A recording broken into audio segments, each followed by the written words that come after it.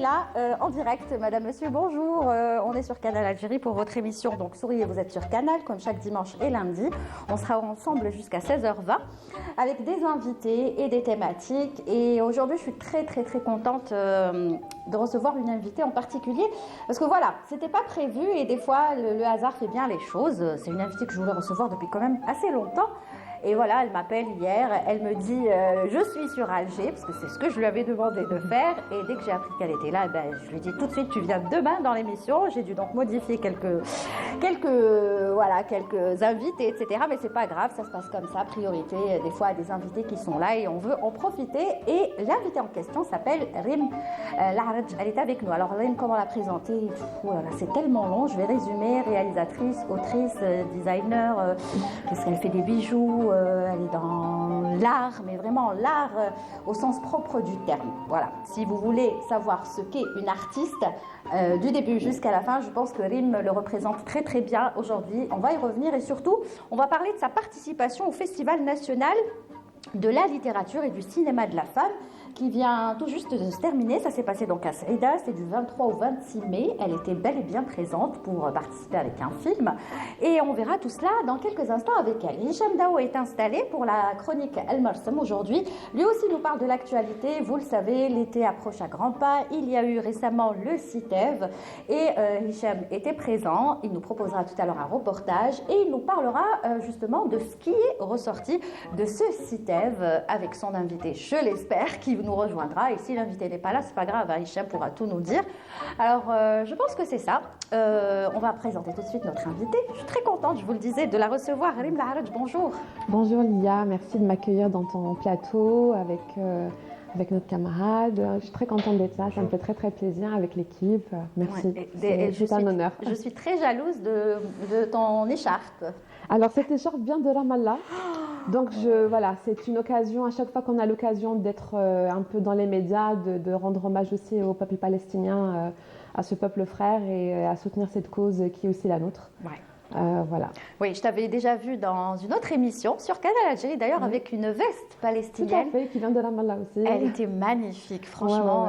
Waouh. Oh, merci de nous honorer avec cette très belle écharpe. On essaie aussi de soutenir les artisans qui travaillent et qui œuvrent aussi avec ce patrimoine culturel. Oui. Qu'il faut aussi mettre en avant et qui appartient à la Palestine. Très bien. Eh bien, merci beaucoup pour cette belle introduction. Hicham, bonjour. Bonjour Lilia. Ça va? Bonjour. Bonjour Hicham, merci. Bonjour. La veste. Très bien. Alors aujourd'hui, on revient vraiment au tourisme. On parlera tout à l'heure du CITEF. Salon international du tourisme et des voyages. Donc plein d'activités, plein d'exposants. Il s'est terminé hier. Hier, c'était la clôture. Ça va, c'était fructueux, c'était intéressant. Oui, plein de monde, pas mal d'opportunités. On va essayer de faire un voyage à travers ces 3 jours du site. Très bien, on en parlera tout à l'heure. Alors Hicham, tu le sais, tu participes avec nous dans l'émission. Si tu as des questions à poser à Rim, tu les poses. En tout cas, on va commencer avec elle puisque je vous le disais, je voulais l'inviter, même s'il n'y avait pas eu sa participation au festival, je le rappelle, de la nationale de la littérature et du cinéma de la femme à Saïda, je l'aurais quand même invitée pour ce qu'elle est déjà et pour ce qu'elle fait. Rim Laharj, est-ce que vous arrivez à vous retrouver dans tout ce que vous faites? Parce que c'est quand même pas mal de choses que vous faites entre la littérature, l'écriture, le cinéma, la réalisation. Vous avez été aussi comédienne. Vous êtes dans le design, vous fabriquez des bijoux, vous essayez aussi de faire des expériences artistiques assez originales qu'on n'a pas l'habitude de voir aussi. Donc vous vous retrouvez dans tout ça? C'est parce que je fais tout ça que je me retrouve. Je pense que je suis quelqu'un qui a besoin d'œuvrer, de travailler, de faire les choses dans le concret, en fait, de vraiment m'ancrer dans quelque chose de concret pour me sentir vraiment vivante. Donc tout ce que je fais, ce sont des choses qui viennent se compléter les unes les autres. Elles ne sont pas du tout en contradiction, au contraire. C'est-à-dire qu'à un moment où je fais un film, c'est pas forcément au même moment où je fais un livre. Au moment où je fais un livre, c'est pas au même moment où je lance une collection de design ou de bijoux. Au moment où je fais cette collection de bijoux, c'est pas au même moment où je organise forcément une exposition de peinture ou d'art contemporain. Donc les choses se complètent les unes les autres. Et puis évidemment, ça demande une organisation, mais moi j'aime à dire que voilà, c'est mon travail. Donc il y a aussi bien sûr la partie vie de maman quotidienne, etc. Donc ça, c'est le quotidien. Ça, c'est la vie quotidienne et tout ce qu'elle demande comme implication. Et mon travail, donc mon travail, c'est un travail artistique qui s'imbrique aussi souvent avec mon quotidien, mais ça me demande une organisation. J'essaye d'être comment dire, dans une organisation optimale au quotidien. Voilà, donc j'arrive à faire tout ça de façon plutôt rigoureuse. Et dans tout ce que vous faites, qu'est-ce que vous préférez finalement? Parce que j'imagine que vous avez quand même une préférence pour un domaine par rapport à un autre. Alors, pour vous dire vrai, en toute honnêteté, les choses se complètent. Je n'ai pas de préférence en soi. Pour être tout à fait honnête, les choses s'installent en fait, et moi je me rends au service de cette installation-là qui demande tout mon esprit. Donc quand c'est les moments pour écrire un livre, je m'y consacre. Et des fois, bien sûr, je commence un livre et puis c'est pas son moment, donc je le laisse. J'ai pas de comment dire. Vous ne vous dites pas, je suis obligée de le terminer. Non. Je ne me donne pas d'obligation parce que sinon ça serait plus vraiment une œuvre artistique. Donc j'écoute l'œuvre et si l'œuvre n'est pas en écho avec moi, je la laisse de côté. Je la laisse, je la respecte parce que l'œuvre aussi a besoin parfois de temps et donc j'y consacre du temps, mais c'est son temps à elle, pas forcément le mien. Donc ça, j'en suis assez consciente et j'ai pris conscience de ça avec le temps aussi, que le rendu n'est pas forcément dans l'immédiat, que quelque chose qu'on commence aujourd'hui, du coup on peut le finir dans 10 ans, c'est pas grave. Et puis il y a d'autres choses avec lesquelles je suis tenue, par exemple un contrat avec telle société pour rendre tel film ou telle œuvre. Donc du coup, ce sont deux choses aussi encore une fois différentes. C'est-à-dire quand j'ai un engagement avec une société pour un film ou une boîte de production, c'est différent que quand c'est mon film à moi, mon écriture à moi, ma production à moi. Donc voilà, qui n'engage que moi au final. Donc et à laquelle je peux consacrer tout mon temps. Mais à dire vrai, non, je n'ai pas de préférence, hormis le fait que dans tout ce que je fais, j'essaie de raconter une histoire. Donc quand je fais un bijou, ça raconte une histoire. Quand je fais un film, j'essaie de raconter une histoire. Et quand je fais un livre, c'est la même chose. Donc je pense que ce qui me tient vraiment à cœur, c'est raconter des histoires. C'est Mhajia en fait qu'il y a derrière. Et le dernier film justement que vous avez réalisé raconte plusieurs histoires. Tout à fait. N'est-ce pas? Vous avez choisi plusieurs familles, plusieurs histoires. Franchement, c'est très varié toutes les histoires. Ça représente un petit peu la société algérienne. Exactement. Donc dans le film Dounia, qui est produit par Nisso Productions et qui est écrit par Madame Alem et Abdelrahman Djelté, est un film qui raconte l'histoire de plusieurs familles algériennes contemporaines, de différents niveaux sociaux, de différents milieux sociaux, et de différentes régions d'Alger. Et du coup, on traverse avec la caméra, on traverse leur vie. Donc, ce n'est pas un film qui va forcément rentrer dans la profondeur des profondeurs de chaque famille, mais on a une sorte de topographie en fait filmique de l'Algérie, de l'Algérie contemporaine. Eh ben, j'ai pas encore vu le film. D'après ce que j'ai lu, c'est vraiment le côté artistique. Est-ce que je peux dire que c'est le côté artistique qui va être le fil conducteur? Tout à fait, parce que tous les personnages, en fait, les jeunes sont donc il y a plusieurs aussi, il y a plusieurs générations qui s'entrecroisent dans ce film. Ce qui est aussi intéressant, c'est que c'est le père avec le fils, et la grand-mère et la tante, et voilà. Et donc en fait, ce qui les lie entre eux, c'est vraiment cette école d'art. Donc même si le jeune vient d'une famille, d'un quartier populaire, ça l'empêche pas d'être un artiste et ça l'empêche pas aussi de rêver à une carrière. Et celui qui vient d'une famille aisée, c'est pas forcément gagné d'avance, il n'a pas forcément plus de talent que les autres. Voilà, donc l'idée était aussi de mettre en valeur les différents talents qu'a notre pays et dire que le talent n'est pas une question pécuniaire, c'est pas une question d'argent, c'est une question exactement ni de statut social, c'est une question de ilham, c'est une question de passion, c'est une question d'investissement et aussi de travail. Et ce qui était intéressant dans ce film, et ce qui moi m'a beaucoup intéressée en tant que réalisatrice, en tant qu'artiste et en tant qu'algérienne déjà, c'est de découvrir de jeunes talents. Et dans le film, ce qui est génial, c'est que, je te laisse le dire. Je pense que c'est ça, je pense qu'on va dire la même chose. C'est le groupe qui a chanté la chanson que vous avez rencontrée par hasard dans les rues d'Alger. Exactement. Dans un conservatoire ou une maison de jeunes. En fait, on faisait des repérages et on rentre dans le café à Romé qui est donc au niveau des douches malades.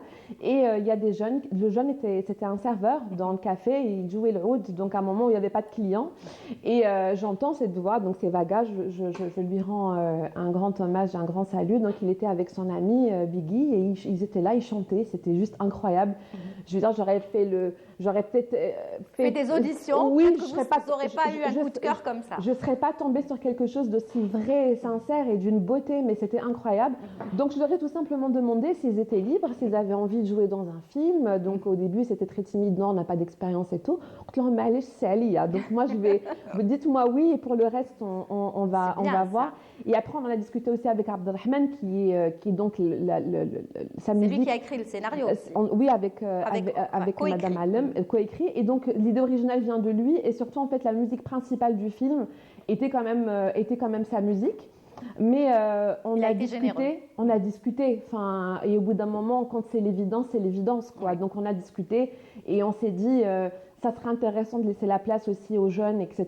Donc on a modifié le scénario dans ce sens et il était pour. Donc du coup, il a été d'une très grande élégance, quoi, et d'une très grande générosité. Même le générique final, c'est la chanson Dounia, qui est la chanson des jeunes du groupe. Voilà. Est-ce que ça peut être un point fort dans l'écriture d'un scénario, le fait de croiser un personnage ou un groupe qui peut basculer carrément le déroulement de la trame? Mais complètement, parce qu'en plus, là, dans cette perspective-là, on passe un peu de la fiction au réel. C'est-à-dire, si vous retournez au café, vous allez aller voir les gens en train de chanter. Ça n'a pas changé. Voilà. Donc, c'est ça qui est extraordinaire. Et en fait, la trame du film, il y a plusieurs histoires dans l'histoire. Et en fait, le parcours de ces musiciens dans le film, ils viennent comme ça ponctuer un petit peu l'histoire de manière sonore déjà, donc avec leur présence musicale, mais aussi parce qu'ils font partie dans la fiction du groupe des jeunes qui sont dans cette école d'art où ils ont fait du design, de la photo, de la musique. D'ailleurs, il y a Fouad Woumen qui est professeur dans l'école fictive qu'on a inventée. Mais c'est aussi pour dire, on aimerait bien qu'il y ait une école comme ça aussi, on aimerait bien que les jeunes de tous les milieux sociaux se croisent dans une école d'art où il y a toutes sortes d'art. Donc finalement, des fois on rêve des choses, mais c'est pas très loin de la réalité parce que c'est tout à fait faisable. Et justement, en parlant d'école d'art, vous-même, vous en avez fait des écoles d'art. Oui, parce que si on revient, corrigez-moi si je me trompe, déjà rien que dire la Sorbonne, vous avez fait la Sorbonne. Vous avez fait aussi une grande école à New York, oui, c'est ça? American Film School, ouais. Voilà, donc est-ce que c'est toute cette expérience que vous-même, vous avez eu la chance d'avoir, vous voulez aujourd'hui la partager avec les autres? Alors moi, dans tout mon parcours, j'ai fait plusieurs choses. Donc j'ai d'abord fait des études de cinéma.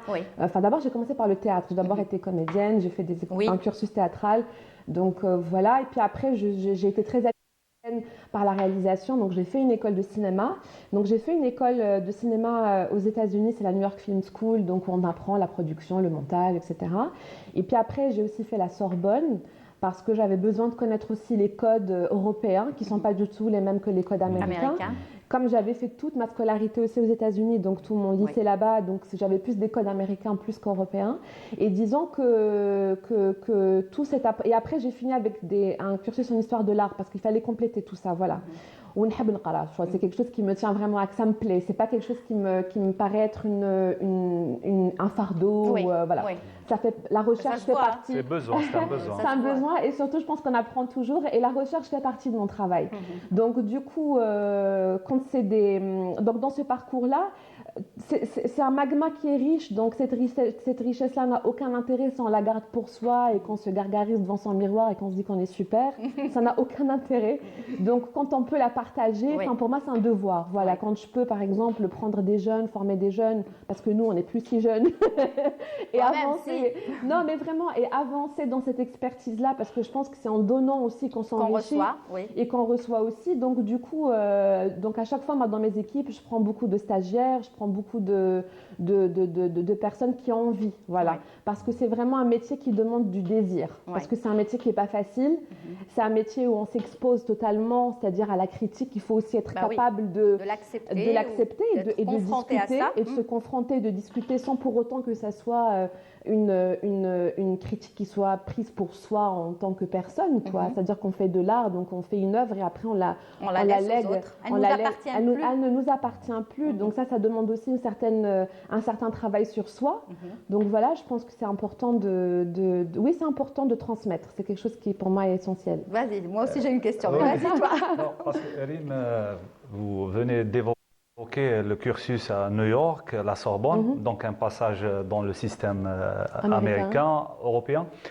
Comment vous situez l'effervescence socio-culturelle de la jeunesse algérienne? Est-ce qu'on est plutôt proche du rêve américain, plutôt classique européen, ou carrément un caractère propre à nous? Alors moi, je pense vraiment, pour avoir étudié la question, parce qu'elle est très intéressante, je pense qu'on a une effervescence qui est africaine. Et cette effervescence africaine, eh ben, forcément, elle est en lien avec tout ce que ce territoire a vécu dans son histoire, que ce soit la colonisation, les souffrances qu'on a vécues, mais aussi notre patrimoine culturel extrêmement riche, qu'on valorise maintenant et duquel on prend conscience. Moi, je le vois au fur et à mesure, dès que je vais quelque part, je rencontre des gens qui sont fiers de là où ils sont. Ils n'ont pas forcément envie de partir ailleurs. Ils ont surtout envie de construire ici. Et je pense que c'est ça qu'il faut, il faut œuvrer dans ce sens. Il n'y a pas plus tard qu'il y a quelques jours, j'étais en repérage à Tipaza. Je rencontre un professeur qui est professeur d'école primaire là-bas, que je salue d'ailleurs, et qui me dit, moi je donne en plus du cursus scolaire, j'apprends à mes élèves de 5e année, 4e année primaire, comment prendre soin des ruines, comment faire attention à la propreté de leur territoire. Oui, justement, on en discutait dans les loges et c'est vraiment très important parce que en fait, l'éducation vient par le début, par le bas, par l'enfance, par ce qu'il y a de plus précieux. Et donc, ce professeur apprend à ses petits élèves qui était Jouba II, qui était Cléopâtre Sélénée, qui est passé par ce territoire, qui sont les Berbères, qui sont les Phéniciens.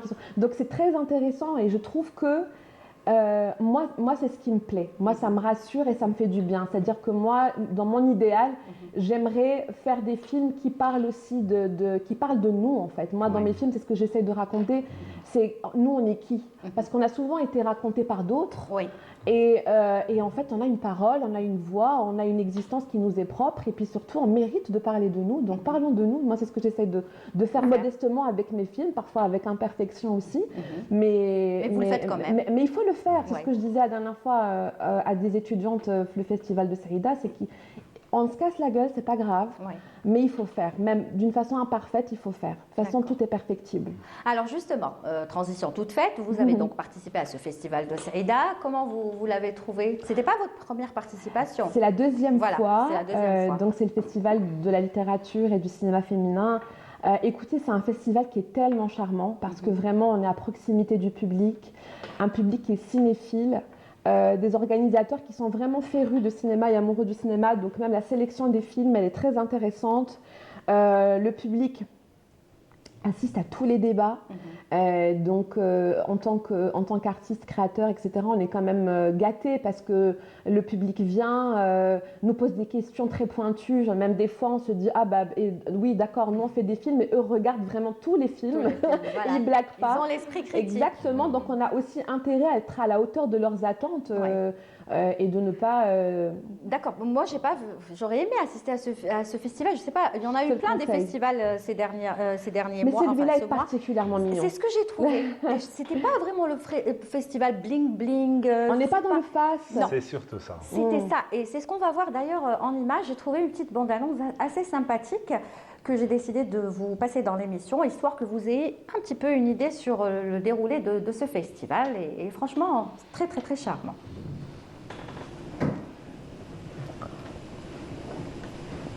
Ça arrive? Non, ça n'arrive pas. Bon, je vous l'avais dit à la régie, j'ai un problème avec la pastille, donc il va falloir le régler. Je ne sais pas ce que j'ai fait, c'est moi, c'est de ma faute.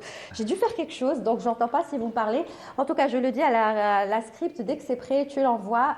On demande la bande-annonce donc, du festival de Saïda. Si c'est prêt, vous l'envoyez. Moi, je ne peux pas vous entendre là, il faut le dire au caméraman, je ne sais pas ce qui se passe. Donc, j'ai un problème avec la pastille. Voilà, donc on continue à parler. Si le festival passe, tant mieux. Donc, c'est ce que je disais. On revient au festival avant de regarder la bande-annonce. S'il y a quelqu'un qui peut venir m'arranger la pastille, là, ça ne va pas être possible de travailler comme ça. Donc, le festival, il y a eu vous, il y a eu plusieurs autres comédiens, réalisateurs. Il y a eu le film Ben Mehdi, avec un débat aussi. Le réalisateur, il y avait Khaled Ben Issa, bien d'autres également. Il y avait des autrices qui étaient présentes aussi. Oui, il y avait Kautar Adimi, il y avait évidemment Bachar Draïs avec Khaled Ben Issa pour le film Ben Mehdi. Il y a eu Darine pour le film Farha aussi, la réalisatrice palestinienne. Il y a eu aussi Nargis Najis Asli et Tennou pour leur court-métrage. Oui. Donc, Excellente. Moi, je l'aime beaucoup. On l'avait reçu dans l'émission. Justement, pour parler de ce festival, ça m'a donné l'occasion de rencontrer ces comédiennes que je ne voyais qu'à travers des films interposés. Tennou, j'espère que vous allez travailler avec elle parce que je trouve que c'est une comédienne. Elle est incroyable. Elle est incroyable. Elle est d'une beauté et d'une élégance incroyable. Najis Asli, la même chose. Les autres comédiennes aussi qui étaient là, dont le nom m'échappe, pareil. Je suis vraiment très très heureuse d'avoir rencontré tous ces gens. Et surtout, on se rend compte que voilà, on a un vivier quand même d'artistes qui ne demandent qu'à éclore et qui sont d'envergure. Pour moi, vraiment, quand je vois un Khaled Benaïssa, il est quand même d'une envergure internationale. Enfin, quand je vois une c'est un personnage. Ou une c'est un personnage. Pareil, c'est des comédiens, c'est des artistes quand même qui ont les épaules, ils sont très charismatiques et qui peuvent aller très très loin. C'est plaisant. Voilà, c'est plaisant à voir. Très bien. Alors, on me dit que la bande-annonce est prête. On regarde et puis on se retrouve juste après. رضوا ميمونة ويا دوار العاشقين أنا راح براش ملح حاطين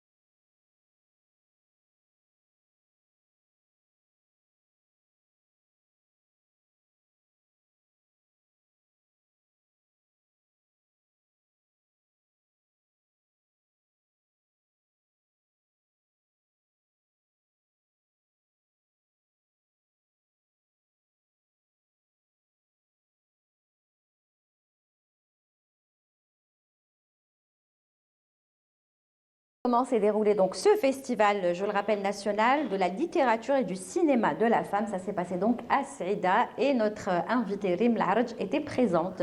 Donc on a vu un petit peu à peu près qui a participé à ce festival et c'est vrai que c'était très riche quand même. Très très riche et puis il y a eu un panel de films, autant des films révolutionnaires comme celui de Lagoon et d'autres réalisateurs et autant des films un peu d'art et d'essai comme celui d'Ahmed Zeytouni. Enfin voilà, il y a eu vraiment quelque chose d'un peu éclectique et c'était très intéressant en termes de choix aussi de la part des programmateurs. Parce qu'il devait être avec nous, mais il viendra la semaine prochaine. Alors voilà. Oui, il est exceptionnel. C'est un garçon exceptionnel parce que pareil, il n'a pas froid aux yeux et c'est quelqu'un qui va explorer les choses et on a besoin en fait d'avoir en face de nous quand même des personnes qui n'ont pas froid aux yeux, qui n'ont pas peur d'explorer les choses parce que l'art a besoin d'être d'explorateur finalement. Comme on explore un territoire qu'on ne connaît pas, c'est exactement pareil quoi. Exactement.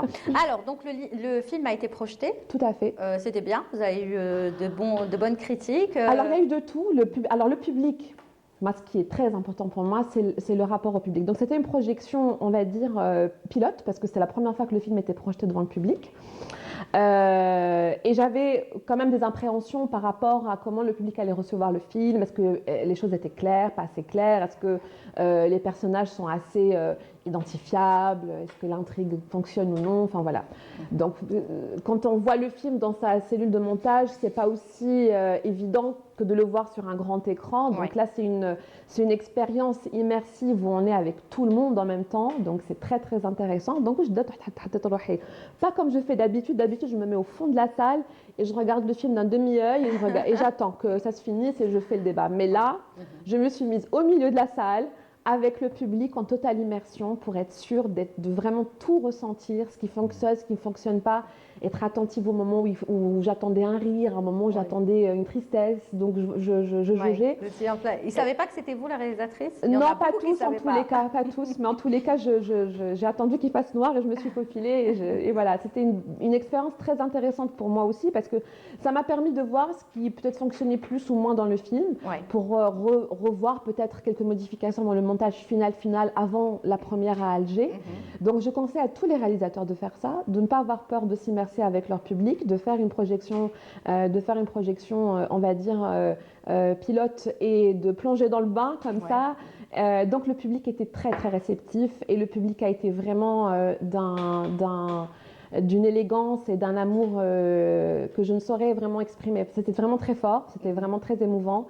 Il y avait avec moi l'actrice Khadija Mzeni qui m'a fait l'honneur de sa présence. Qu'on reçoit souvent dans l'émission. Donc Khadija m'a fait l'honneur de sa présence et donc elle a fait un rôle quand même très difficile parce qu'elle n'a pas du tout de texte pendant tout le film. Elle joue quelqu'un qui est dans un mal-être, où tout son jeu était dans l'intériorité. Donc il fallait qu'elle aille puiser dans des choses lointaines, donc elle l'a vraiment très bien fait et ça s'est ressenti à l'image et le public l'a ressenti, donc pour nous tout est gagné. Et quand est-ce qu'on pourra voir le film? Eh ben, il sort fin juin, la première ça sera fin juin Inch'Allah, au cinéma avec l'équipe et la presse et puis après j'espère qu'il fera son parcours dans les cinémas et les cinémathèques. Et les critiques, oui, bien sûr, il y a des critiques qui vont, forcément, les spécialistes du cinéma vont dire pourquoi tel montage, on a été dérangé par telle scène, par telle action, par tel raccord. Bon, ça, c'est des choses techniques qui, pour moi. Ça, c'est pas des critiques, c'est chacun comment il travaille. Hein. C'est le jeu. Donc, on joue le jeu, il n'y a pas de problème. Moi, par contre, je suis curieux sur un plan. Justement, la collaboration avec Madame Mallem et Abdelrahman Djalti, qu'on connaît dans le domaine artistique. Oui. Ça fait quoi de travailler ou réaliser un scénario? Je crois que c'est la première fois, c'est son premier scénario, Abdelrahman Djalti. Abdelrahman, alors en tous les cas, il est derrière l'idée originale. Il a participé à l'écriture des dialogues avec Madame Halem dès le départ. L'idée vient d'eux, donc moi... Tu te rappelles, il nous l'avait annoncé, pas l'année dernière, l'année d'avant, quand il était venu faire le Dan. Mois de Ramadan. Il nous avait dit, genre, je prépare quelque chose, waouh, une sorte un film où il y aura beaucoup de musique. C'est tout ce qu'il avait dit. Il n'avait pas dit plus donc que ça. c'était ça le projet. Je crois que c'était ça. Voilà. Je pense que c'était ce projet-là où était initialement un autre réalisateur. Donc initialement, c'était pas moi. Donc moi, forcément, comme j'aime bien bidouiller, donc là où je viens, je mets ma sauce. Donc je leur ai dit, bon, j'accepte le projet avec un très grand plaisir, mais j'ai quelques réserves sur certaines choses. Donc on a retravaillé le scénario ensemble, donc on a fait ce qu'on appelle du script doctoring un peu. Donc j'ai réintégré quelques notions, quelques personnages, quelques intrigues. On a renforcé aussi quelques situations. Par exemple, il y a une affaire aussi de trafic d'œuvres d'art, donc ça nous a permis de voir les tableaux au musée des Beaux-Arts, voir Assir Khedda, Baya. Donc voilà, ça c'est des petites choses que moi j'ai tenu à mettre dans le film pour rendre encore hommage à ce vivier artistique algérien dont on doit tous être fiers et montrer. Donc voilà. Mais sinon, j'ai pas trop retouché les choses. Hein. Honnêtement, je me suis vraiment focalisée. Donc ça, c'est une technique américaine, on va dire. Je me suis vraiment focalisée sur ma réalisation et mettre en service ma technicité de réalisatrice au profit d'un scénario qui est écrit par Madame Halem et Monsieur Djalti et voir comment optimiser les choses. Donc ce n'est pas un film d'auteur comme on pourrait l'entendre d'une façon européenne. Voilà. Oui. Très bien. Alors, vous disiez faire la promotion, bien sûr, de l'Algérie, de la culture, etc. Mais vous faites aussi la promotion de la Palestine, et ça, c'est bien. Parce que même lors du festival, on vous a vu, par exemple, porter souvent le kiffier, comme celui-là, mais en rouge, rouge et blanc. Vous le mettiez partout, etc. Et j'aimerais qu'on parle justement de l'artiste que vous êtes et de sa position pour la Palestine. Bon, ça, on le sait. Et pour vous, est-ce que, c'est une question que j'aime beaucoup poser aux artistes que je reçois, et je la pose d'ailleurs à chaque fois, est-ce que vous pensez que l'artiste doit justement afficher sa position et doit montrer qu'il soutient, que ce soit la Palestine ou un autre sujet, mais là on est vraiment en Palestine, on parle de la Palestine. Est-ce qu'on se doit de le faire? Alors pour moi, ce n'est pas une question d'artiste, pour moi c'est une question d'humanité, point. Voilà. Ça s'arrête là, c'est-à-dire qu'il n'y a pas de doute à avoir ou de questionnement ou même de positionnement intellectuel ou je ne sais quoi. C'est une question d'humanité, c'est-à-dire que là on a face à nous une barbarie sans nom que nous avons vécue en tant que peuple algérien opprimé pendant plus d'un siècle de colonisation. Donc on ne peut pas être dans le doute. On sait ce qui est possible ou non, ce qui est juste ou pas. Et donc on se doit, parce que pour moi je ne vois aucune différence entre une petite fille palestinienne et moi. Je vois les enfants palestiniens, c'est les miens que je vois, c'est pas des enfants d'un autre pays. Voilà. Et là, il y a une oppression, et donc c'est une question d'humanité. Et je pense que quand on a la possibilité d'être médiatisé, la possibilité de porter une parole qui atteint un public plus large que notre propre cercle, il faut la propager le plus loin possible. Alors évidemment, la dernière fois, dans une interview à l'étranger, on me dit oui, vous avez perdu pas mal de followers depuis que vous avez affiché votre soutien à la Palestine. Je leur dis, moi j'ai affiché mon soutien à la Palestine depuis le début, avant même ce 7 octobre, j'ai affiché ma position avec la Palestine, avec la Syrie, avec l'Irak. J'ai écrit des poèmes pour ça, j'ai écrit des livres qui parlent de ça. On rappelle que vous êtes née à Damas. Et je suis née à Damas, donc il y a une partie de moi qui est aussi très imprégnée de ce territoire au Moyen-Orient. Et donc je ne peux pas regarder ça d'un demi-œil. Et honnêtement, si on perd des contrats, si on perd des followers ou je ne sais quoi, ça n'a aucun intérêt face à l'humanité qu'on défend. Voilà. Tout à fait. Justement, est-ce qu'aujourd'hui on est boycotté par rapport à de telles positions? Complètement, oui. Moi, je parle de mon cas à moi, par exemple, j'ai carrément eu des contrats que j'avais avec différentes télévisions à l'étranger qui m'ont dit on est désolé mais ça va pas être possible parce que vous avez porté un keffier. Donc je leur ai dit tant mieux, ça m'arrange, merci, au revoir. D'accord. Il y en aura d'autres. Avec élégance, oui. sourire. De toutes les façons, le combat il est ailleurs en fait. Pour moi un contrat c'est juste un détail dans une vie. Je suis plus fière d'avoir une position et de voir les yeux de mon enfant me regarder et dire oui fierté. Maman, elle affiche ses positions, elle les assume, que d'être dans une timidité et de dire j'ai gagné un contrat mais j'ai perdu mon âme quoi. Non. Très bien, bravo.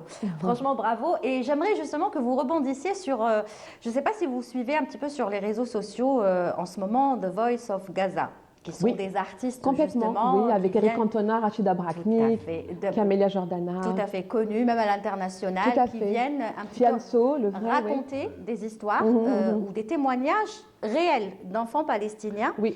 Mais à leur manière. Et là, je vous propose un extrait qui m'a beaucoup touchée, c'est celui d'Eric Cantona. Il est magnifique. Qu'on appelle le King, puisque voilà, ça reste quand même un énorme joueur de footballeur, on le connaît tous. Qui a fait un super documentaire sur l'équipe de foot, l'équipe historique algérienne. Oui, exactement, qui est aussi acteur, qui fait du théâtre, etc.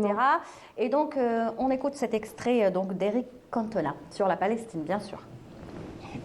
Fois les Gazaouis ont réussi à survivre et à vivre à nouveau, d'une manière ou d'une autre, guerre après guerre. Mais cette fois, c'est différent. Si cette fois Gaza est exterminé, le monde est inévitablement terminé. Le monde a développé ses façons de tuer, sa cupidité a grandi et sa profanation d'innocence est étendue. Si Gaza ne s'en sortait pas cette fois-là, cela voudrait dire que la victoire irait aux plus violents et aux plus barbares.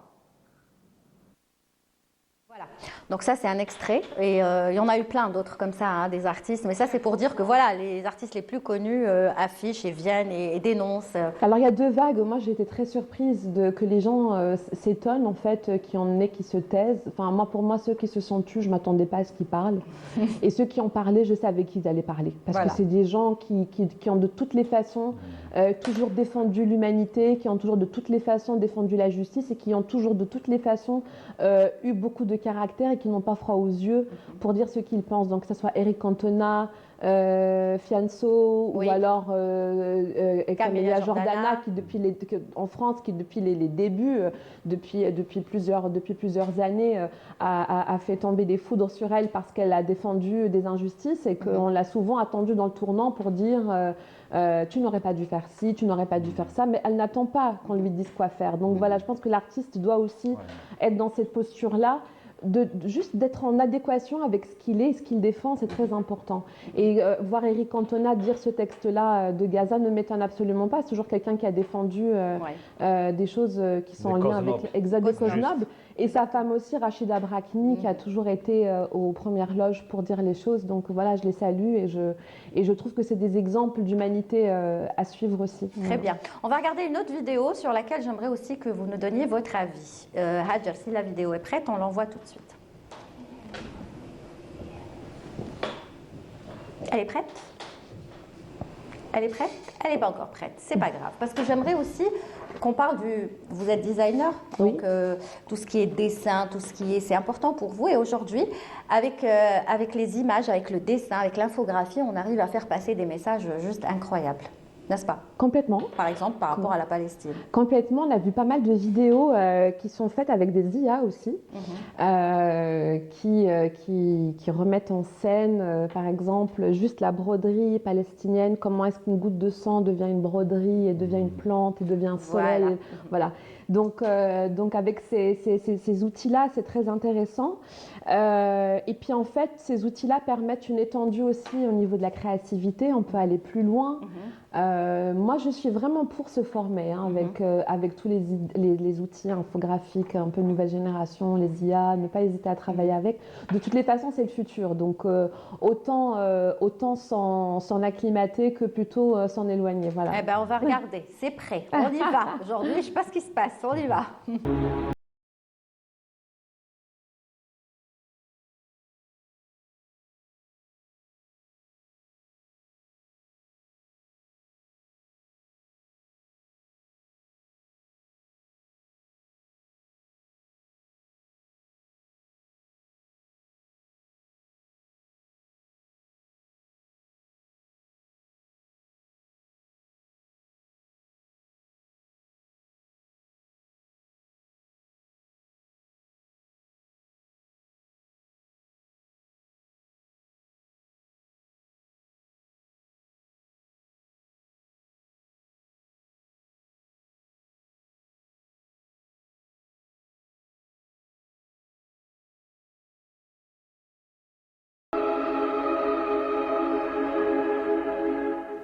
Voilà, c'est tellement touchant et c'est tellement bien fait, n'est-ce pas? Alors pour vous dire, en regardant ces images-là, ça me rappelle mon infographe avec lequel je travaille qui est de Boussaada. Alors c'est un jeune que j'ai découvert il y a quelques années déjà, ça fait plus de 10 ans quand je faisais mon premier long métrage Del Wulkendil. On avait donc c'est un film historique dans lequel il y avait pas mal d'effets spéciaux parce qu'il fallait enlever toutes les paraboles des terrasses d'Alger sur les plans extérieurs. On se rend pas compte. Vous venez de dire quoi? Del Wulkendil. Hajar, t'as écouté. Del Wulkendil. Donc c'est la prochaine vidéo qu'on te demande. Et donc donc on a filmé. Quand on filme, on se rend pas forcément compte de tous les détails qu'il faut enlever après. Et donc, on a souvent tendance à penser qu'il faut se diriger vers l'étranger pour les effets spéciaux, etc. Et en fait, moi, en discutant avec mon producteur, écoute, on va filmer tout comme on a envie de le filmer, voilà, comme j'ai envie de faire. Et puis, à la fin, on verra. Qu'est-ce que ça coûte, combien ça coûte, les prix, etc. Donc, bref, on s'est retrouvé avec une facture immense, vraiment incommensurable. Et on s'est dit, bon, moi, les plans, j'ai pas envie de les sacrifier, mais par contre, je pense que plutôt que d'aller à l'étranger facturer ça, pourquoi est-ce qu'on ne chercherait pas des jeunes ici qui ont ces compétences-là? Alors au début, c'était compliqué de trouver, etc. Mais le hasard a bien fait les choses. le cousin d'un cousin d'un cousin d'un cousin était infographe. Et donc, on tombe sur Ahmed Abou Saada, qui fait un travail d'effets spéciaux incroyable, tout seul dans son coin, et qui fait des choses qui sont dans cet acabit-là. Et qui s'est formé au fur et à mesure et qui a récolté son matériel au fur et à mesure et qui a fait des choses incroyables dans notre film, donc les impacts de balles, les explosions, les rues d'Alger sans voiture, sans les paraboles, sans les câbles, voilà. Donc ça c'était une vraie prouesse technique en réalité. Eh ben on va voir la bande-annonce du film. Ça marche. L'effet Boussaada. Voilà, effet Boussaada, Voilà. on voit la bande-annonce du film, donc Del Welkandil. Ça c'est le premier, oui. Voilà, premier réalisé bien sûr par Rim Laraj qui est notre invité aujourd'hui. Regardez.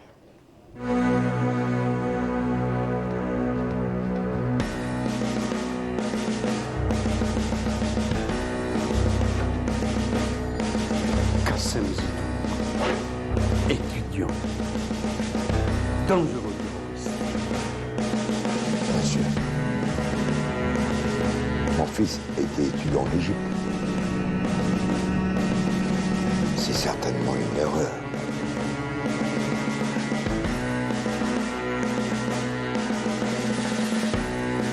صح يبان لي بلي حكموا رشيد عمارة باسبور مزور كان رايح لمصر. أنا ناسي ما كنت معاهم. لا زيد مورها البيرو تاعها في الحمام.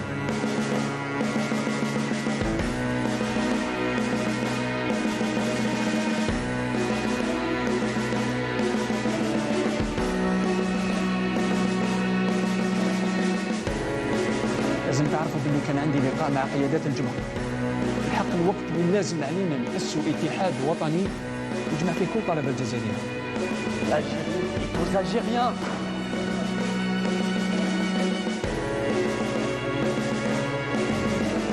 تعال يا كابتن.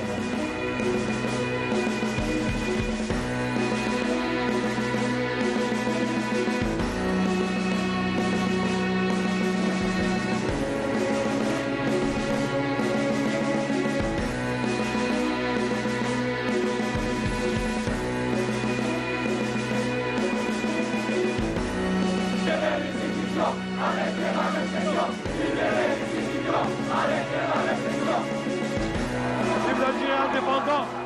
Vive l'Algérie, vive l'indépendance! Tahia al-Jazair! Vive l'indépendance! Tahia al-Jazair!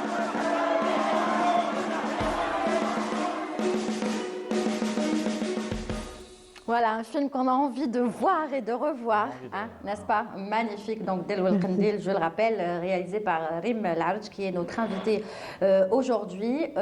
Qu'est-ce qu'on pourrait dire aussi? Il y a tellement de...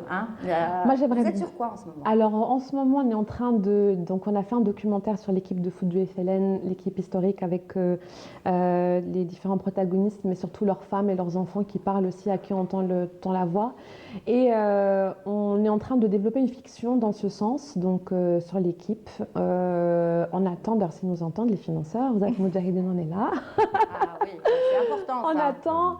On ne devrait même pas réfléchir à ça. Le ministère de la Culture aussi, on attend. Donc voilà, on est dans une perspective de travail. On attend aussi non seulement les financements, mais qui vont nous permettre de commencer les repérages, etc. Parce qu'on travaille sur différents moments de cette histoire-là, qui concernent non seulement les Algériens, mais qui pour moi concernent toute l'humanité, quoi, parce que c'est vraiment une vision du sport. C'est une vision de la nation aussi, c'est une vision de l'irada, c'est une vision du sacrifice. Au-delà du sacrifice, c'est vraiment une vision de la volonté, quoi, du désir de faire quelque chose de plus grand que soi. Ouais. Et en fait, quand on a parlé aux joueurs, par exemple Mkhloufi, quand on discutait avec lui, ou Madame Haddad aussi, quand elle parlait de son mari, elle nous disait c'était quelque chose qui était tellement plus grand que nous. Donc même nous, on ne savait pas forcément là où ça allait nous mener, mais on ne pouvait pas ne pas le faire. Et c'était tellement grand que ça nous portait. Donc c'était ça aussi qui est pour nous intéressant à montrer dans ce film, qu'on espère bientôt commencer à tourner. Et je voudrais rendre hommage aussi à Madame Bahia Rachdi, qui a joué dans mon film Dunia, à qui je souhaite un prompt rétablissement. Et une pensée particulière aussi à Ahmed Ben Issa, qui en a rendu hommage dans le film, qui était un très cher ami. Voilà, tout simplement. Allah yarhamou, bien sûr, Ahmed Ben Issa, à qui d'ailleurs on devrait rendre hommage prochainement. avec son fils qui m'a promis de venir. Bon, yahchim chouïa, mais il m'a promis, il m'a dit, il le laisse-moi faut. un peu le temps et je viendrai. Voilà. Et puis, alors, la dernière question avant de vous laisser partir, Rim Laraj, quand on est la fille de Wassine Laraj et de Zineb Laouedj, je pense qu'ils sont fiers de vous. J'allais vous dire, qu'est-ce qu'ils pensent de vous? Est-ce que c'est lourd ou pas lourd à porter quand on est bien sûr la fille de ces deux personnages?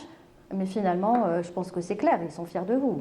Alors j'espère. Bon, je peux aussi faire des bêtises. Hein. Non, mais je parle de l'artiste. Ils peuvent me reprendre, hein, même dans mon art. Hein. Des fois, je peux prendre de mauvaises décisions. Est-ce que vous faites appel à eux? Est-ce que vous leur demandez conseil? Alors honnêtement, alors en toute honnêteté, vraiment, on est une famille qui dit, alhamdoulilah ya Rabbi, on discute vraiment beaucoup, on échange beaucoup, et surtout, on est dans un environnement, que ce soit moi ou mon frère, où la parole est très libérée, donc on a beaucoup d'échanges avec eux, donc avant chaque projet, avant chaque sortie de quelque chose, avant chaque grosse décision, on va dire, dans notre vie, on est là. Et puis même les petites décisions du quotidien, c'est surtout des parents formidables comme beaucoup de parents dans le monde, et c'est surtout des parents aimants aussi comme beaucoup de parents dans le monde, et surtout au-delà du fait que ce soit des personnalités publiques, etc., c'est des parents, c'est un homme, une femme avec beaucoup d'humanité en eux. Et je pense que c'est pas que mes parents à moi. C'est-à-dire que moi, quand je vois mon père avec ses étudiants, quand je vois ma mère avec ses étudiants, quand je vois leur investissement et les lecteurs et leur... Moi, mes parents, ça d'abord, je les ai d'abord découverts comme profs avant de les découvrir comme artistes. Donc, je les ai d'abord vus avec leurs étudiants, comment est-ce qu'ils étaient tellement aimants et tellement disponibles et tellement proches. Donc, vous avez hérité ça. C'est quelque part leurs parents un peu aussi. Donc, du coup, il y a quelque chose comme ça qui se met en place, mais c'est des gens avec beaucoup d'humanité entre eux, et je pense que ça se ressent, c'est surtout ça qui prime. Eh ben on les salue, si jamais il y en a une qui regarde, c'est sûr, parce qu'elle est là, votre maman, votre papa que j'ai eu la chance d'interviewer, de recevoir dans une émission. D'ailleurs, on avait fait une très très belle émission. Jamais 203, donc la prochaine émission sera avec votre maman aussi. Merci beaucoup. C'est moi qui vous remercie d'avoir été avec nous. Merci beaucoup. Très intéressant, très enrichissant. C'est réciproque. Et puis dès la sortie du film, vous revenez avec un très grand avec plaisir. Quelques comédiens. Et je vous attends sur le jour de la projection, l'avant-première, Inch'Allah. On viendra, bien sûr, avec nos caméras, n'est-ce pas? Super. Donc rendez-vous prochainement, mois de juin. Ouais, on est au mois de juin. Hein? Fin juin, début juillet maximum. Donc ça va, on a eu l'exclusivité. Vous avez annoncé la sortie en exclusivité. Exactement. Merci beaucoup, Rim Laraj. Merci aussi pour ce que vous êtes. Merci surtout beaucoup. Pour ce que vous Merci êtes. Beaucoup. Merci, à très bientôt. Alors Hicham, on te garde puisque ton invité est là. Il va arriver tout à l'heure, il va nous rejoindre. Mais tout de suite, on va rester bien sûr avec la Palestine. Vous le savez, le 1er juin, on a célébré la Journée internationale des droits de l'enfance. On en a longuement parlé hier avec Oustad Saifeddin Al-Astal, le chercheur palestinien. On a dit qu'il n'y a même pas d'enfance, bien sûr, en Palestine. Alors pour parler de droits, c'est encore pire. Mais quand même, on rend hommage à ces enfants palestiniens à travers cette chanson, Salamoun li Gaza.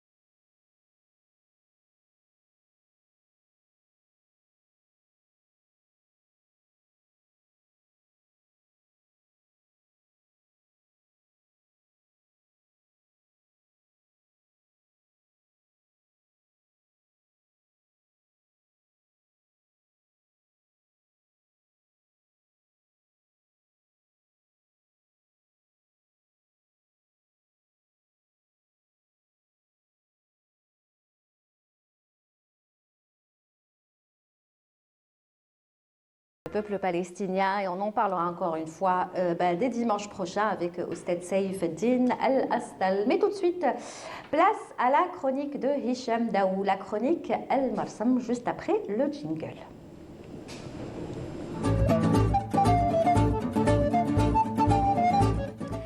Et donc Hicham, comme on le disait tout à l'heure, l'actualité, en tout cas touristique, c'était le CITEV, qui est un salon très très attendu et très connu. Ça s'est terminé hier et apparemment, et selon toi qui était parti voir le CITEV, il y avait du monde et c'était plutôt une réussite. Exactement, Lilia, c'était l'événement incontournable dans la capitale dans cette période-ci. Pas mal de personnes qui ont fait le déplacement, des professionnels du secteur, les hôteliers, les directions du tourisme. Et on a l'honneur justement de recevoir avec nous aujourd'hui le premier responsable de cet événement, monsieur le commissaire du festival, enfin du Salon international. Oui, c'est un festival aussi. Oui, c'est un festival parce qu'il y avait tellement d'effervescence. Il y a le Salon international du tourisme et des voyages, monsieur Nabil Mellouk. Merci d'être venu, monsieur Nabil. Merci pour l'invitation. Très heureux de vous rencontrer. Merci. Surtout qu'on sait que vous étiez à la radio, là vous venez à la télé, ça va, vous avez encore la force de parler, ça va. Heureusement, nous avons l'eau. Ça va. C'était intense comme événement, Lilia. D'ailleurs, je profite de l'occasion pour poser carrément la question à notre invité, monsieur Mellouk. Donnez-nous un peu le constat ou la synthèse de cette édition. Merci pour votre accueil chaleureux. Je tiens à saluer tous les téléspectateurs à cette occasion. Alors, le Salon international du tourisme et du voyage, dans sa 23e édition, a connu une 23e édition, voilà, qui a été organisée du 30 mai au 2 juin 2024. A connu une affluence très importante, une participation considérable, avec la participation de plus de 475 exposants, dont un village artisanal qui a contenu à peu près 100 artisans à l'extérieur, en plein air, devant le pavillon central, et la participation d'entreprises spécialisées dans l'immobilium, dans les bus touristiques, dans les DOM, les structures légères qu'on peut les installer au niveau du Sahara et dans les régions de montagne. En plus des participants comme les startups qui ont un lien avec le tourisme, les institutions étatiques qui activent dans le domaine de la culture, dans le domaine de la mémoire, tout ce qui a un lien avec le tourisme. Voilà. Le tourisme de mémoire, le tourisme culturel. On a associé aussi les forêts parce que il y a l'écotourisme et le secteur de la formation professionnelle pour développer davantage la formation dans les métiers de tourisme, les métiers d'exécution. Et nous avons aussi associé les banques, les établissements financiers, les boîtes de com, la télévision algérienne a aussi participé avec nous dans cet événement. Et plusieurs acteurs du tourisme ont participé à travers une exposition professionnelle. Et nous avons constaté qu'il y a une amélioration en matière de qualité, de construction et d'aménagement du stand, parce que le stand, c'est l'image de marque de chaque exposant. Ah bah oui, quand on va à un stand en général et qu'on voit qu'il est... déjà, on n'a même pas envie d'y aller.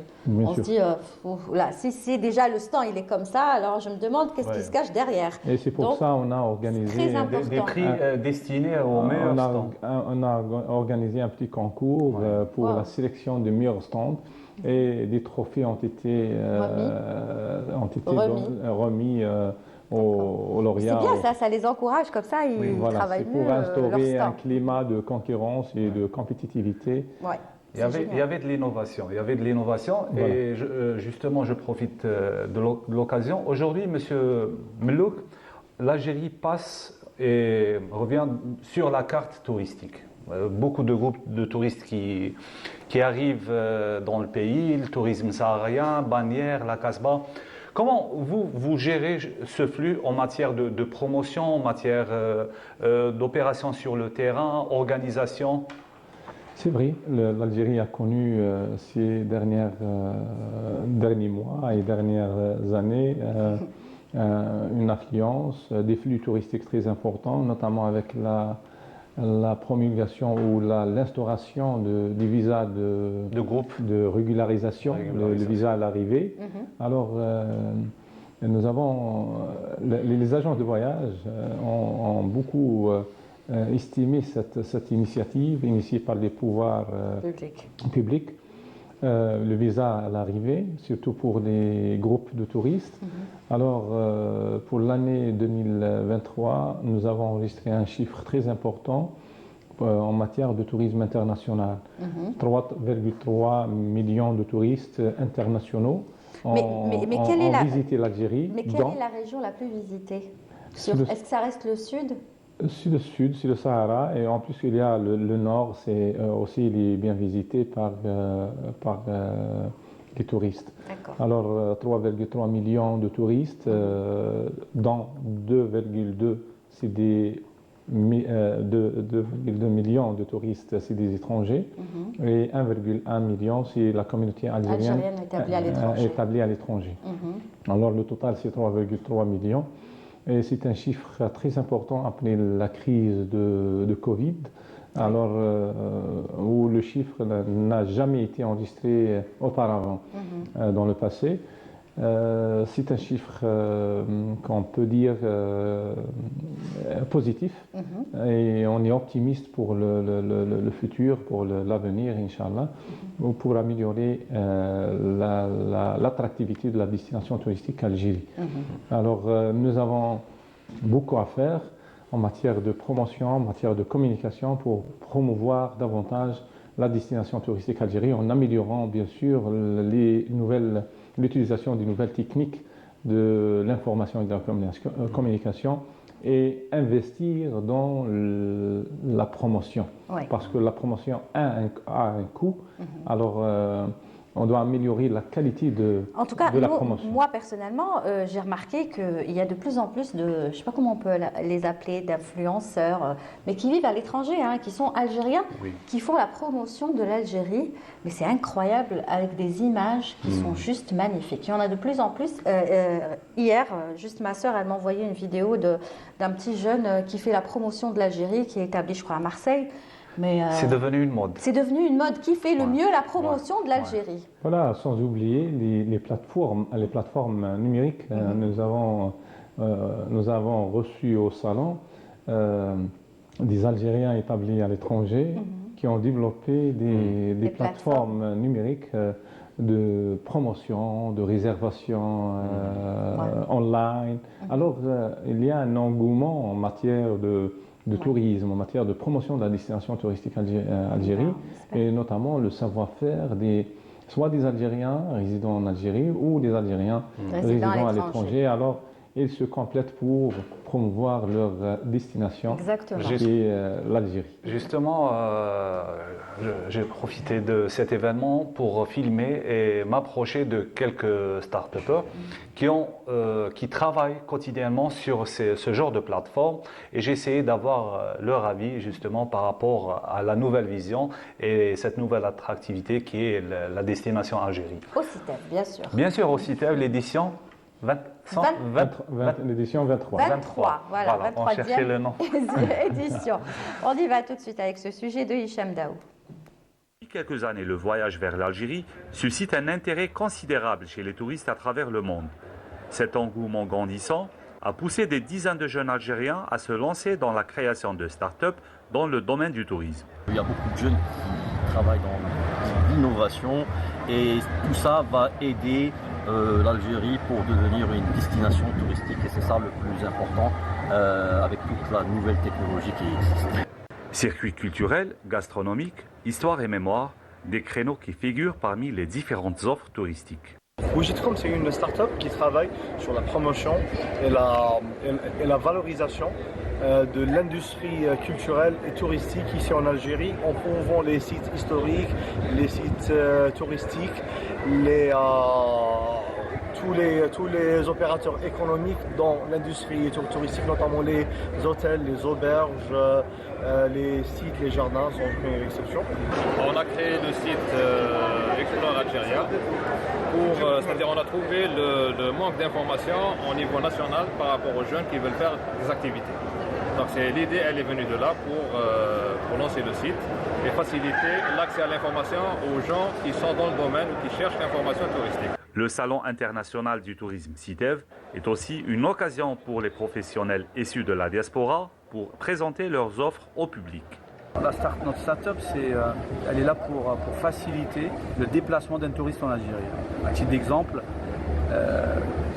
il a la location de voitures, la location de vacances. La présence de représentants des différents sites et guides du voyage confirme le retour de l'Algérie dans la carte touristique mondiale.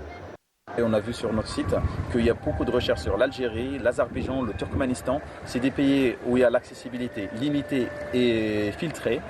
Les pages algériennes, seulement les pages algériennes, elles génèrent le deuxième plus grand trafic sur notre site web.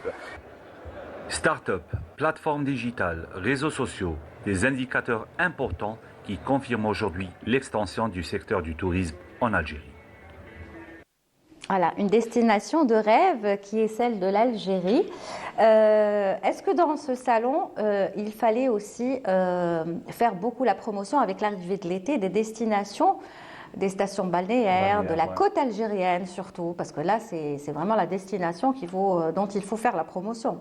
Bien sûr. Le sud, c'est pas la période, classe. Mais même le sud arrive dans quelques mois. Ouais. C'est la saison estivale qui coïncide avec l'organisation de ce salon. Alors la saison estivale commence le mois de juin et s'étale sur 4 mois jusqu'à la fin du mois de septembre. Alors les opérateurs ont beaucoup présenté leurs offres en matière de séjour touristique dans les régions balnéaires, côtières. Alors, soit les hôtels, les centres de thalassothérapie, les agences de voyage aussi. Alors, il y a une concurrence en matière d'offres. Le salon aussi prépare la prochaine saison saharienne aussi, parce que la Wilaya d'El Oued va abriter le Festival international du tourisme saharien le mois de septembre. Et qui coïncide bien sûr, vous êtes conviés à nous rejoindre dans ce festival. Non, on fera l'émission de là-bas, d'El Oued. Et en plus, ça coïncide avec le lancement de la saison touristique saharienne qui débute le mois d'octobre. Alors, nous avons 2 hautes saisons. C'est la saison estivale et la saison saharienne. D'accord. Monsieur Melouk, concernant la saison estivale pour le balnéaire, des fois on remarque que dans les régions balnéaires il y a un manque. La demande est plus importante que l'offre. Et est-ce qu'on pense, on réfléchit à des alternatives, par exemple comme l'ouverture des campings sauvages? Oui, la capacité d'accueil au niveau des wilayas côtières reste insuffisante par rapport à la demande touristique, notamment nationale, et même la demande internationale émanant de la communauté algérienne établie à l'étranger. Nous avons une capacité qui dépasse les 110 000 lits au niveau des wilayas côtières et plus de 800 établissements hôteliers. Et cette capacité reste insuffisante, bien sûr. Et pour cela, on encourage d'autres formules d'hébergement, à l'instar de l'hébergement chez l'habitant. C'est exactement ce dont je voulais vous parler. En fait, vous étiez en train de parler, moi j'étais en train de réfléchir. Je disais, est-ce que je lui pose la question ou est-ce que c'est pas le moment de lui poser la question? Est-ce que ça a à voir avec ça?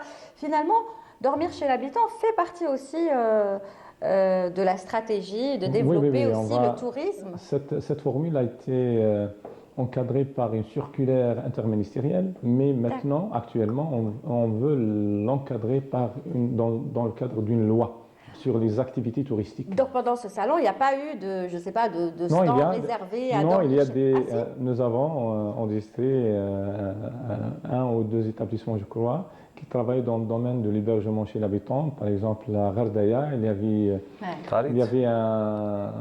avait un exposant qui est spécialisé dans l'hébergement chez l'habitant avec une habitation traditionnelle qui utilise les produits de terroir. Ouais. Et C'est ce que recherchent aussi les touristes. Voilà. Je ne parle pas des Algériens, hein, je parle des personnes, enfin des touristes étrangers qui viennent dans le sud ou dans d'autres wilayas. Et c'est ce qu'ils recherchent en général. Ils veulent ce genre aussi de tourisme. Dépaysement, voilà, authenticité. dépaysement, aller chez l'habitant, Effectivement. découvrir un petit peu les traditions, les mets. Voilà, effectivement, les touristes étrangers, notamment, cherchent des curiosités, notamment le dépaysement, et ils cherchent tout ce qui sort de l'ordinaire. Voilà. Alors, et c'est ça, le tourisme, généralement, c'est un voyage pour chercher quelque chose d'inhabituel. Donc il faut miser beaucoup, il faut beaucoup miser sur bien sûr, dormir chez l'habitant. Voilà, c'est un produit très prisé qui est trop demandé par les différentes clientèles, notamment étrangères. Alors il faut répondre à ce besoin-là et préparer une offre touristique qui répond aux exigences des touristes, bien sûr, sans oublier la qualité des prestations, parce que les touristes sont exigeants en la matière et il faut investir dans les deux créneaux, la qualité sur le plan qualité et quantité en même temps. Justement, avant on passait par, il y avait une transaction immobilière entre le locataire et celui qui offre le domicile pour le tourisme chez l'habitant. Aujourd'hui, on veut passer à une transaction touristique. Est-ce qu'on peut ou on envisage de renforcer les offices de tourisme qui peuvent, eux, jouer le rôle d'un superviseur sur le terrain? Absolument. L'office de tourisme joue un rôle très important dans ce domaine-là, un rôle d'intermédiaire entre les touristes et les propriétaires de maisons ou d'habitations privées. Alors, à travers la révision de la loi, on veut encadrer cette activité et la réguler afin d'assurer un niveau de qualité de prestation. Il faut un cahier des charges. Ouais. Il faut un cahier des charges et il faut que l'habitation soit soumise à un contrôle pour assurer le minimum de conditions ou de normes de qualité à offrir aux touristes. Alors, c'est pour ça que nous avons initié ce projet de loi sur les activités touristiques et intégré d'autres formules à l'instar de les maisons d'hôtes. Parce qu'actuellement, nous avons constaté que cette formule de mise en dot est très pratiquée, notamment dans le sud ou dans les régions de montagne, mais actuellement, les maisons dot sont exploitées comme où le registre de commerce est donné comme dortoir. Alors en réalité, c'est des maisons d'hôtes. Et c'est des maisons d'hôtes de haute qualité. Et nous avons visité par exemple la Timimoun avec M. le ministre le mois de décembre de l'année 2023 et on a constaté qu'il y a beaucoup de maisons d'hôtes qui répondent aux normes de qualité gérées par des professionnels. C'est en vogue actuellement. Alors que les textes ne prévoient pas ce type d'hébergement. C'est pour cela que nous avons initié ce projet de loi afin d'encadrer et prendre en charge cette formule qui peut être un moyen pour répondre aux besoins et augmenter la capacité d'accueil, et notamment pour les jeunes, parce que cette formule ne demande pas beaucoup d'argent, de capitaux. Ça veut dire le jeune peut bénéficier d'une aide de l'État, par exemple, dans le cadre l'encouragement aux jeunes, aux projets de jeunes, et construire sa propre mise en dot. Ça rentre dans la formule des petites et moyennes entreprises. Absolument. Ouais. Alors, c'est un moyen qui peut participer et contribuer à l'augmentation de la capacité d'accueil. D'accord. Par rapport aussi, je sais qu'il y a beaucoup aussi de jeunes ou d'Algériens qui sont établis à l'étranger qui veulent venir aussi à investir ici en matière de tourisme. Oui. Donc, est-ce qu'ils étaient par exemple présents au niveau du salon? Oui, nous avons constaté qu'il y a aussi des Algériens établis à l'étranger qui veulent investir dans leur pays. Et même au niveau du wilaya, nous avons des investisseurs algériens installés à l'étranger, mais qui veulent investir dans le domaine du tourisme. Et nous avons aussi des projets réussis qui sont en exploitation, gérés par des Algériens établis à l'étranger. Le savoir-faire algérien existant à l'étranger est le bienvenu en Algérie, parce que l'Algérien est nostalgique, établi à l'étranger, est nostalgique. Il aime son pays, il est toujours attaché à son pays, et il veut investir. Et alors, il faut ouvrir les portes pour ces initiatives, ces projets. Alors, avec la nouvelle loi sur l'investissement, avec la création de l'agence algérienne pour la promotion de l'investissement, avec l'agence nationale du foncier touristique, tout ce dispositif peut contribuer avec les orientations, bien sûr, des pouvoirs publics. Je crois que l'Algérie va s'ouvrir davantage sur l'investissement et participer et contribuer à la promotion de son tourisme et au développement du tourisme pour qu'il soit un secteur prometteur et un secteur clé pour l'économie nationale et même pour la société. Ça veut dire la prospérité de la société algérienne. Inch'Allah. Voilà. Je crois qu'on a fait le tour. Bah oui, je crois qu'on a tout dit. Et avec M. Melouk, j'ai tenu à l'inviter parce qu'il est vraiment au courant de... Bah oui, il est au courant de tout. De tout, voilà. Donc, vous êtes déjà en train de penser à la prochaine édition? Bien sûr. Déjà, vous êtes en train de la préparer? L'évaluation qu'on tire de ou la leçon qu'on tire de cette organisation, c'est d'abord préparer la prochaine édition dès maintenant. Mais voilà, ça veut faut dire pas perdre de temps. Ne pas perdre du temps. Il faut faire sortir les faiblesses et valoriser les points forts pour améliorer notre prochain salon, Inch'Allah. Très bien. En tout cas, salon ou pas, vous êtes le bienvenu, même pour parler de tourisme avec, bien sûr, Hicham Daoud tout au long de l'année. Merci beaucoup, d'être venu. Bon courage. Merci, et vous aussi, et bonne prochaine édition. Merci. Voilà. Merci Hicham. Merci Lilia. La semaine prochaine. À la semaine prochaine. Je vous prépare quelque chose. Ah oui. Très bien. C'est la fin de l'émission. Merci à vous tous de nous avoir suivis. Au script, il y avait Hajar Bessa, et à la réalisation aujourd'hui, il y avait Hassan Chakour. Merci Hassan Chakour.